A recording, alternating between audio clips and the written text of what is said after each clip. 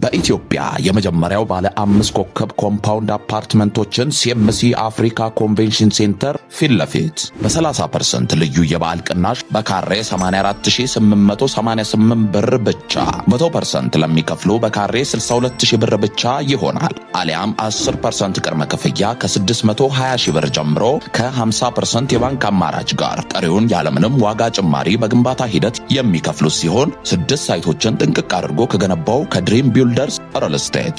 ለበለጠ መረጃ ከታች ባለው ስልክ ይደውሉ።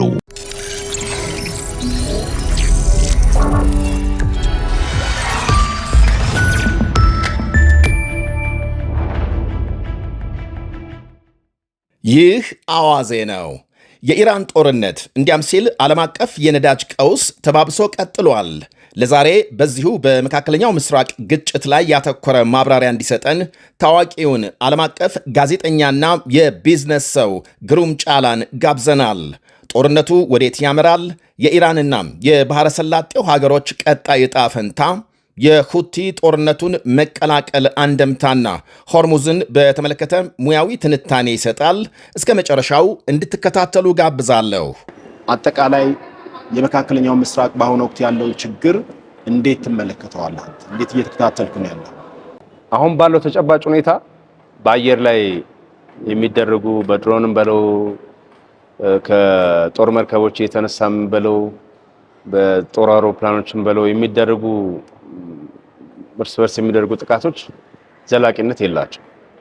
እንደምታውቀው ውድም ነው ይህን ማከናወን። ሲቀጥል ደግሞ ሪሶርስም ቢሆን ያልቃል።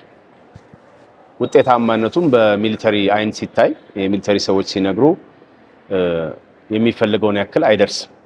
ስለዚህ ይሄ ግጭት በዚሁ አይነት መንገድ ከሆነ የመቀጠል ነገሩ እጅግ አነስተኛ።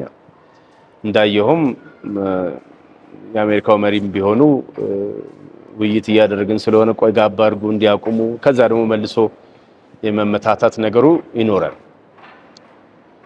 ስለዚህ በዚህ አይነት መንገድ የረጅም ጊዜ ይቆያል የሚል እምነት የለኝም ካየነው። ነገር ግን ትራዲሽናል ዎርፌር ይሄ እግረኛ ተዋጊ መሬት ላይ ውጊያ የሚጀመር ከሆነ ምናልባት በዓለም ላይ ረጅሙ የሚባለው ጦርነት ሊሆን ይችላል። ምክንያቱም በታሪክ የሚያየናቸው ሰራዊትን መሬት ላይ አስፍሮ የሚደረግ ውጊያ መጨረሻው ብዙ ጊዜ ቅርብ አይደለም። ያው በስምምነት ሰላም ስምምነት ተደርጎ ተኩስ አቁም ተደርጎ ወደ ሰላም የሚመለስ ካልሆነ፣ ምክንያቱም አንዱ ቦታ ይሞላል፣ አንዱ ቦታ ይፈሳል። ስለዚህ የኢራን ጦርነት የአየር ላይ ውጊያው በብዙ እድሜ የለውም ብዬ ነው ማምነው። የምድር ውጊያ ከተጀመረ ማባሪያ የሚኖረው አይመስለኝም ባለው ተጨባጭ ሁኔታ። ዓለም ላይ የሚነሱ በተለይ በሀያላን ሀገራት መካከል የሚነሱ ጦርነቶች ገፈት ቀማሾቹ አብዛኛውን ጊዜ ከሀያላኑ ሀገራት ውጪ ያሉ ነው የሚሆኑት። ቢያንስ ሁለቱ ተዋጊ አካላት አስበውበት ተዘጋጅተው ሊሆን ይችላል።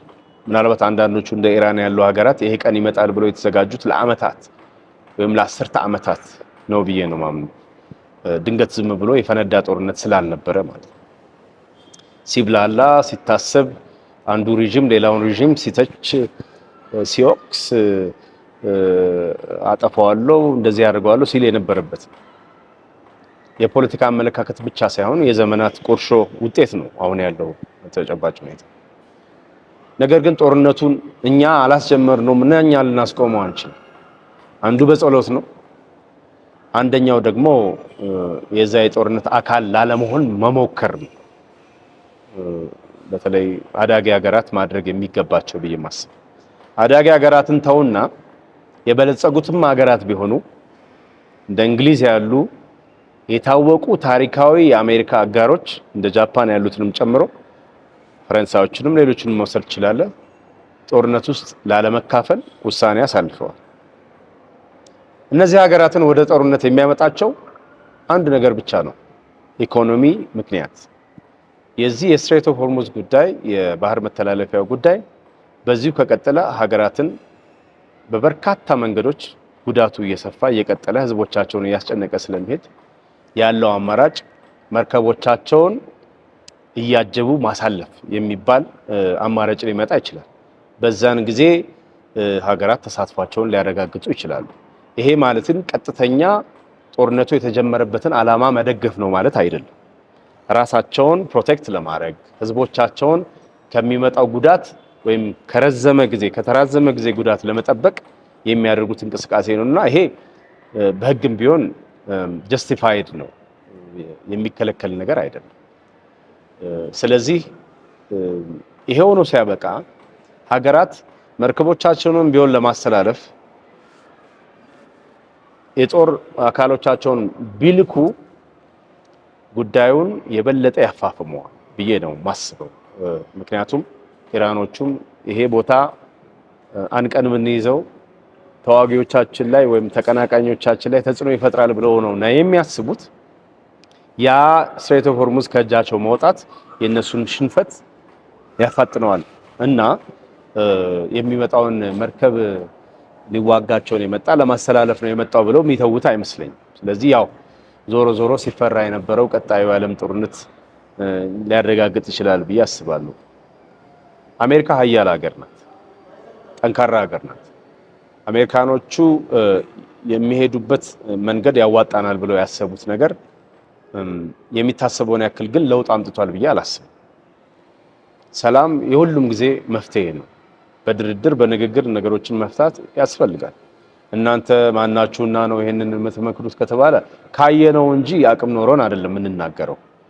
ምክንያቱም የጦርነት ሁሉ መጨረሻ ተነጋግሮ በጠረጴዛ ዙሪያ መክሮ መጨረስ ነው። በቃታ ተጀምሮ በቃታ ያለቀ ጦርነት አላውቅም።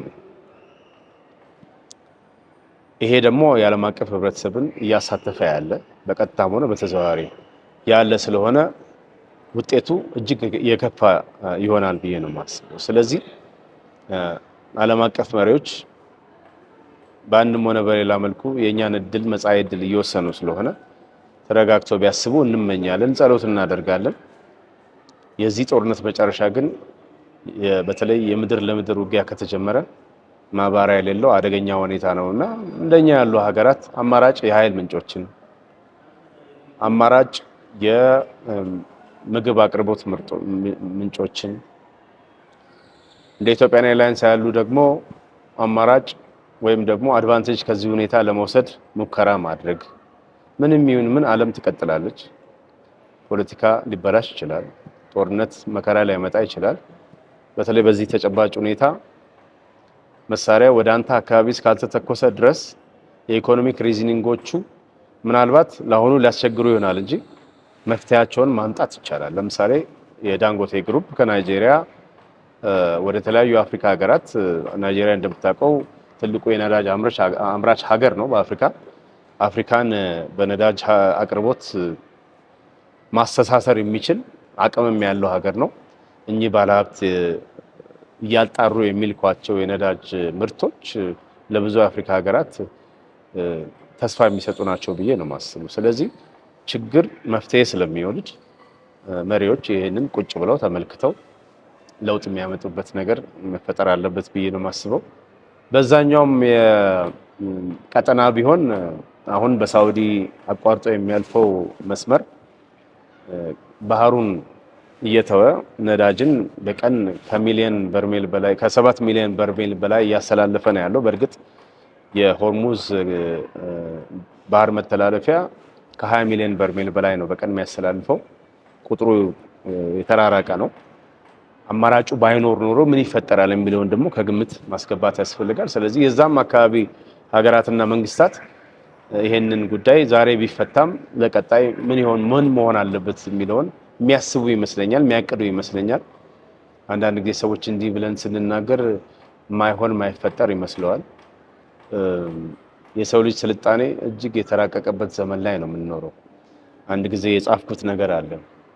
አሌክዛንደር ዘ ግሬት የሚባል መሪ ከክርስቶስ ልደት በፊት በአሁኗ ሊባኖስ ይመስለኛል አንድን ቦታ ማስገበር ፈልጎ ደሴት ነገር ነችና ቀስት በሚወረወርበት ጊዜ የሱ ሰዎች ባህር አቋርጠው እዛች ላይ መዋጋት አልቻሉ። ስለዚህ በጣም በታሪክ ትልቁን የሚባል ውሳኔ ይወስናል። በዛ ጊዜ ባልነበረ ዕውቀት ባህሩን በሚፈራርሱ ነገሮች በመሙላት ያንን ደሴት ከየብሱ ጋር የማገናኘት ስራ እንዲሰራ አዞ በመሃል ላይ የተሰዉ ሰዎች ተሰውተው እስከዛሬም ድረስ በአካል የሚታይ ሁለቱን መሬቶች የማገናኘት ስራ ሰርቷል ከክርስቶስ ልደት በፊት። ያን በማድረጉ ያንን አካባቢ መግዛትና ማስገበር ችሏል። ታዲያ በ2026 ዓመተ ምህረት በኋላ የሰው ልጅ የኢንጂነሪንግ ዕውቀት ገደብ ይኖረዋል ወይስ አይኖርም ብሎ ማሰብ ያስፈልጋል። እሱን ለተመልካች እንተዋለን። አሁን እንደገና ተከትሎ ደግሞ የዚህ የየመንም ስጋት እየፈጠረ ነው። የሁቲ የዚህ ፕሮክሲ በጣም እሱ ነው ከባድ እየሆነ ያለውና ከትላንት ወዲያ ነው ትላንትና ያው በአንድ ወሩ ተቀላቅሏል ጦርነቱ።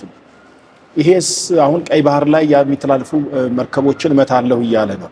ተጨማሪ እሱም ስጋት ፈጥሯልና እንዴት ነው በቀጣይ ስም የሚሆነው? ሁቲዎቹ እንደምታውቀው ቁርሾ አላቸው ከእስራኤሎቹም ከአሜሪካኖቹም።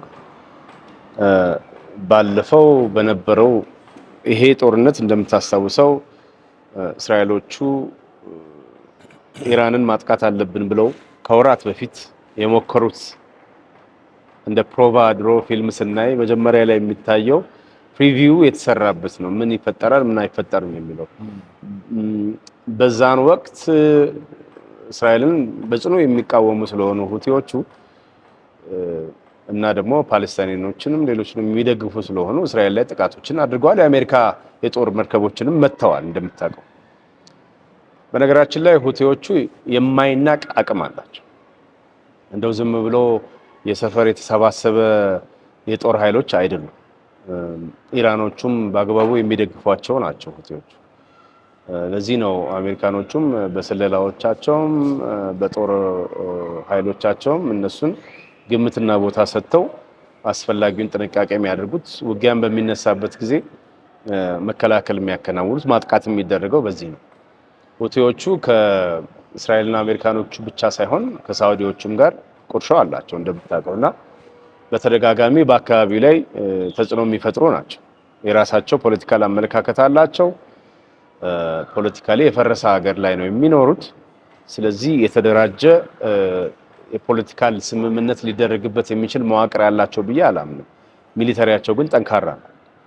ስለዚህ የነሱ እዚህ ውጊያ ውስጥ መሳተፍ ነገሮችን ያባብስ እንደሆነ እንጂ ተንቆ የሚተው ነገር አይደለም።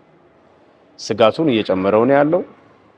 በተለይ በሙሉ ኃይላቸው በሚሳተፉበት ጊዜ አሁን የቀደም ስናነሳ የነበረውን የመርከቦች መተላለፍ ብቻ ሳይሆን ሀገራት በየጊዜው እናሳካዋለን ብሎ የሚያስቧቸው አይደለም ኢኮኖሚክ ፖለቲካል ሪዝኖቻቸውንም ጭምር የሚያጠፋ ይመስለኛል። ስለዚህ የሁቲዎቹ ጦርነት ውስጥ መሳተፍን እንደ መጥፎ ዜና ነው ህዝቡ ማየት ያለበት ብዬ ነው የማስበው። አቋማቸው ምን ዓለም ላይ ቴሮሪዝም ቦታ ሊሰጠው የሚገባ ነገር ነው ብዬ አላስብም። እጅግ አጥፊ ነው፣ አውዳሚ ነው። ጦርነቶች እንደሚያደርጉት በተለይ ደግሞ ይሄ በህግና በምህርህ የሚደረግ ነገር ስላልሆነ ጉዳት የሚያደርስ ይመስለኛል። አንዳንድ ሰዎች ሁቲዎቹን እንደ ጀግና ነፃ አውጪ የሚያስባቸው ሰው አለ። አንዳንዱ ደግሞ እንደ ቴሮሪስት የሚያያቸው አካል አለ። እሱን ያው በየፈርጁ ላለው ሰው እንተዋለን። እኛን ግን የሚያሳስበን አካባቢው ላይ መሩቅ ምስራቅ ላይ እየተፈጠረ ያለው ነገር ኤስካሌት እያደረገ እየተባባሰ የሄደ እንደሆነ ቀደም ሲል ያነሳናቸው ጉዳቶችም አብረው የሚባባሱ ስለሆነ የሁቲዎቹን መምጣት እንደ መልካም ዜና አላየውም። ኢራን በቀጣይ የአረብ ሀገሮች የኛ ስጋት ነች የሚል ነው ይሄ አሁን ያለው አገዛዝ ማለት ነው። ስለዚህ በዚሁ ከቀጠለ እንዴት ነው የሚኖረው ግንኙነት? ከቀላል ነገር አይደለም። 11 አረብ ሀገሮችን ነው እየመታ ያለውና እንዴት ነው በቀጣይ አሁን በኢትዮጵያ የመጀመሪያው ባለ 5 ኮከብ ኮምፓውንድ አፓርትመንቶችን ሲኤምሲ አፍሪካ ኮንቬንሽን ሴንተር ፊት ለፊት በ30% ልዩ የበዓል ቅናሽ በካሬ 84888 ብር ብቻ 100% ለሚከፍሉ በካሬ 62000 ብር ብቻ ይሆናል። አሊያም 10% ቅድመ ክፍያ ከ620 ብር ጀምሮ ከ50% የባንክ አማራጭ ጋር ቀሪውን ያለምንም ዋጋ ጭማሪ በግንባታ ሂደት የሚከፍሉ ሲሆን 6 ሳይቶችን ጥንቅቅ አድርጎ ከገነባው ከድሪም ቢልደርስ ሪል ስቴት። ለበለጠ መረጃ ከታች ባለው ስልክ ይደውሉ። ሩቅ ምስራቅ ሀገራት መካከልና በሩቅ ምስራቅ ሀገራትና በኢራን መካከል ያለው ግንኙነት እንደኔ ለዘላለሙ ትልቅ ጠባሳ የተጣለበት ይመስለኛል። ሀገራቱ የአሜሪካንን የጦር ሰፈሮች ታስተናግዳላችሁና ጠላቶቼ እናንተ ናችሁ ተብለው በርካታ ጉዳት እየደረሰባቸው ነው ያለው። ህዝብ እየተጎዳ ነው ያለው። ኤርፖርቶች እየተጎዱ ነው ያሉት። መንገዶች፣ ድልድዮች እየፈረሱ ነው ያሉት። ከተማዎች እየፈረሱ ነው ያሉት። ይሄ ኢራኖቹ በወሰኑት ውሳኔ የመጣ ነው። አሜሪካኖችን በቀጥታ ማጥቃት ስለማይቻል ስለሚከብድ አካባቢው ላይ ያለውን ህዝብና የህዝብ መጠቀሚያ ተቋማትን ማጥቃት ተገቢ ነው ብዬ አላስብም። ለኢራኖቹ ውጤታማ የውጊያ መንገድ ነው ብለው ተሳክቶልናል ብለው በተደጋጋሚ ያነሳሉ እንደሰማሁ። ስለዚህ እናንተ የኛን የነዳጅ መስመሮች ስታጠቁ እኛ ደግሞ የጎረቤቶቻችን የነዳጅ መስመሮች ወይም ኤርፖርቶች እናጠቃለን የሚለው ለቀጣዩ ብቻ ሳይሆን አሁን ባለው ተጨባጭ ሁኔታ ኢራንን ብቻዋን የሚያስቀር ደሴት የሚያደርግ ደጋፊ እንዳይኖራት የሚያደርግ ነገር ይመስለኛል። ሁልጊዜ እንደምንለው ጦርነት ጀስቲፋይድ የሆነ ኮዝ እንኳን ቢኖረው በመርህ ላይ የተመሰረተ እንኳን ቢሆን ደጋፊ ያስፈልጋል። ደጋፊ የሌለው ጦርነት አይቀጥልም እንዳልኩት። ስለዚህ ቢያንስ ቀድሞ ባለው ተጨባጭ ሁኔታ የአረብ ሀገራቱ በሃይማኖት እንኳን ተመሳሳይ ተቀራራቢ ማንነት ስለነበራቸው ለኢራን ጠንካራ ድጋፍ ሲሰጡ ነው የቆዩት። አሁን የኢራን የጦር አቅም ሰለባዎች ሆነዋል። ይሄ ጠባሳው የዘለቀ የሚቀጥል ይሆናል። ኢራንን ከመንገድ የሚያስወጣም ይሆናል።